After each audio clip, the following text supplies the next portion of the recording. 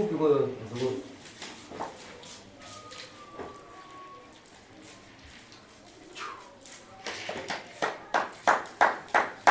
Wanye zukuru. Makasimbe wa zukuru. Ini vanu ndikuino. Zazi na seguiti no fara zangu. Dani mbumba zikuveveri mwino. Zazi kaja naandika kufara ile kumbao. Ninkara nkufatsa nzukuru nikakara nkupeza udalimba dinove. Zazi na seguiti no ndakufara na chukona ukasimba saizozwi. Sindikupeza pamwe pale utenda ukafuna kukupitisa msewe yake. Zazi ndirikuona uwelo weka na kupinsa munzira yakaipa. Sozi kuna panzo kule palibe chintu changaleva pamwe pano undofunambo basi uliwembo basi kutandizika kwa rajida yoyo. Zazi na seguiti apana mashoka yakawanda yakuda kutwala kuna iwewe wadangoti utaule mashoka kubasilika kwa ukaita iwewe na seguiti. Chosa chapeo. Anzi bisa yeti. Unyaze kutwala nao yako kubasira kwa ukaitwa na seguiti.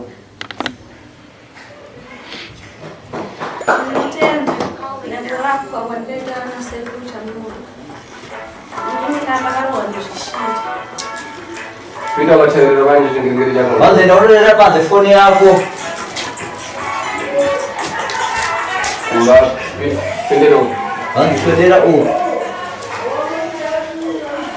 Ndinotenda kurapo kwareto na seru cha mno 2022 ndakarowa nezvishiri pandakarowa nezvishiri ndakarwara zvikurwadzima zviri asi sekuwose kuonana kwatikaitoona avo ndaigara nomutitu saka vakandifonerawo vachida kunzwa ndiri sei saka takatadza kunzwisisana 2022 yachiro ndibva vazofonera sisi vangu vavanzoni tsitsi arwara sekuru muri kupi tinoda kutsvagai ndipo pavakazouya mumba medu munondirapa aiva vakandirapa pavakasvika ndakabatikana zvekuti munhu wanga wanaye panguva iyoyo akatya akati atidzokerei sekuru kumba tikwanise kuti tirape munhu asi sekuru vakazvisvingisa vakati akana tinomurapa akapora. Panguva iyoyo pavakasvika ipapo vakabva vandigadzirira mushonga yavandigadzirira ndibva vandipa kudaro ndakatanga kuchaya nekurutsa. Vanhu kuchechi kwedu vakasvikawo panguva iyoyo vakati mai musango itai kuti mwana uyu arapwe mushonga.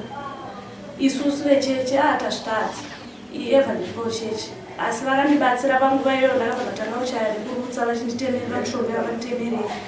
Within 3 days ndatova munhu kutoti ndakuziva zvandaiita zvanga zvasiyana nezvangandiri. Ndinovatenda vakandibatsira vakandirapa shuwa.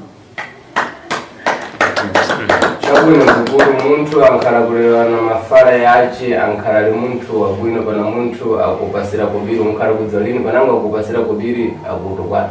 Zvanzi zvakaita zvakanaka munhu ataona mashoko yake asiyana munhu anokupa mari agona kupa mari akutambidza mari otambira anogona kutokupa chimwe chitoshaudha chitotuka kuti so chitabwino zikuru wakwera nambari wako zvanzi aita zvakanaka muzukuru waine hama yako ka iwepo mzukuru ukauthandizika kudachitika kunambari wako iwepo udazvitengatana pamwe zvanzi iwe kuti kubatsira kuita hama yako kwazvitorawo sei nokurwara waita kuti vazosimbawo ndinotendawo kuna sekuru kuti vakabatsira njodzi yangu kuti ararame tasingatarisire kuti achararama nozvaanga ari but nokubatsira kwavamita sekucha munoro handofana njodzi yangu akuita zvakanaka kusvika asimba svikana nhasi ndinaye zvanga singatarisire kuti tiyagara tiri tese kusvika pane nongora yang'ana dzapanopa walimba kuti mbwino wakukhalama namamuna kuti mbwino zvazvitasaonekwa zvinhu zvasimba mushemusha autogara nomurume mushemusha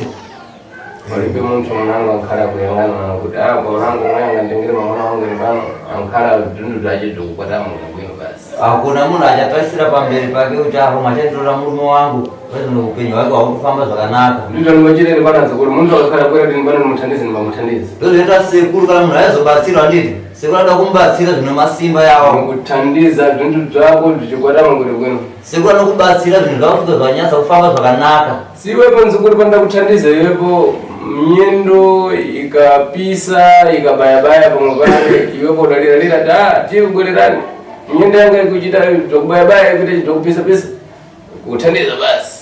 Zanziwa wanombotera makumbo yako ngachipisa chibaya washedza sekutayi wasekuru makumbo yako kudai sekuru akayanga kubatsira chete. Ndakavashedza zvishuwa vakauya vakandibatsira makumbo airwadza yanga yakurwadza ndatopora ndasimba vakazodzokera makumbo futi kurwadza ndibva ndavafonera kuti sekuru makumbo angu ari kurwadza vakadzoka futi vakandibatsira makumbo akapora sekuru vakandibatsira ndii Ndakuthandiza? Awo sekuru akubatsira.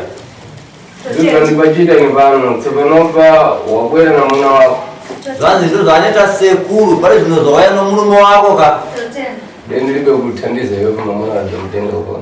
Zvanzi ndisina kubatsira iwe mulume waimutora kupi. hapana Tsopanopa ngulambo mowa basi niminyambo bowa ndifukare ndikufatsa. Zvanzi nasekuru chari kuda anzovatengere dora fare chete moyo wavo usununguke ndozvakuda sekuru Ndikhala ndikudziwa kuti kuthandiza kwani kuchita dzukulu kunokuli dzukulu akuthandizika chalipo. kuti sekuru anyase kuziva kuti aiwa azukuru angu aya pandikuvabatsira paipai ndikutovapasa masimba tatsvage kuti mari tokuti atengere usekuru wavo Pano ndimafuna munthu wenzina wandikhala ndathandiza akhala kubwerera kuti zvamuda ndichitira zviri ndachitawo zviripo.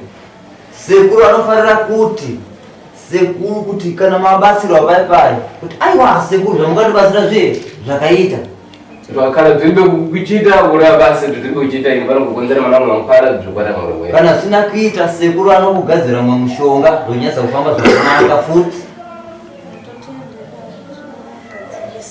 Sitsopanopa udachita sote udapeza mamuna ana nkope yakubiri. Zvanzi apa ukaita raki ukawana murume ane mhanza yemari. Tsopanopa pane zvimhepo zvekumufungira basi zvomunopa. Zvanzi apa pane mhepo dzekungomuvhara chete. Amufunikana ndakakhala bwera adzaike tsambo zache akaika tsambo zache anofuna kuti adzazvibhezere weka pasi pei. Zvanzi da kuti kana azouya paipai woisa tsambo dzake mari yematare wozvionera wega pagirazi kuti chikuvhara mhanza yemari chii. Kuti akakhala kupata chito akupasira kubiri muno akapata chito akupasira kubiri muno ndikubirirana nachito dakeke. Zvanzi akabata basa raanenge achibata akubva mari shoma isiri kuenderana nebasa rake raanenge achiita. So kuti nimbano ndimuze zvensene nikhala ndikumuza lini si alibekeka kubiri muno akakhala waika kubiri yako mndodo mumwenu ndikumbuda zvensene mweyo. Zvanzi apa ndimuze zvakawandisa asina isa mari yake mutsvimbo umu haakwanisi kunge achiudzwa nokuti matare yasekuru ari mutsvimbo mao umu ndomunovhenekwa zvese. Nkhala kuika kupokosa simukuenda kuika mumwemo nkhala zvensene zvokubora pamwepo ndikukoseracho. Zvanzi zvinoda kubvisa $50 okukuta makumbo uku kahwani kukahwani okukuta uso hwako isa mutsvimbo masekuru umu dare rako robva ravhurika. Chabwino dzukuru. Aiwa zvakanaka zukuru. Mundafatsa maningi na kulivambo basi kuthandizika kwaudachita iwewe. Zvanzi aiwa sekuru afara nokubatsirika kwaukaita iwewe. Pana munthu munanga achikuda pano. Panongo munhu ane zvekutaura here apa. Hano apa kungotenda chetu sekuru mwakaita basa mukatibatsira mhuri kuti irarame zvakasikuranisa. Chabwino dzukuru. Aiwa zvakanaka zukuru. Zvanzi sunungukai. Dzukani dzani iwepo ukakhala bwera nokubiri ndizakuthandiza. Zvanzi iwe kana wauya nemari nasekuru unobatsirwa. Alright. $50 yoisa mutsvimbo mao sekuru umo wovhenekerwa dare rako utanga kurarama zvakanaka sevamwe.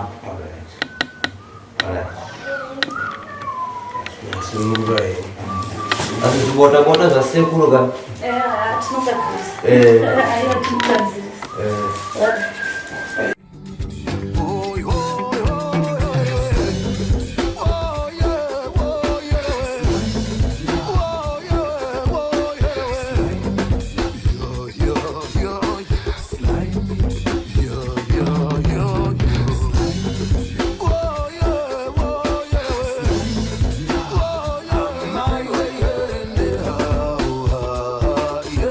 Sly Media TV, building bridges.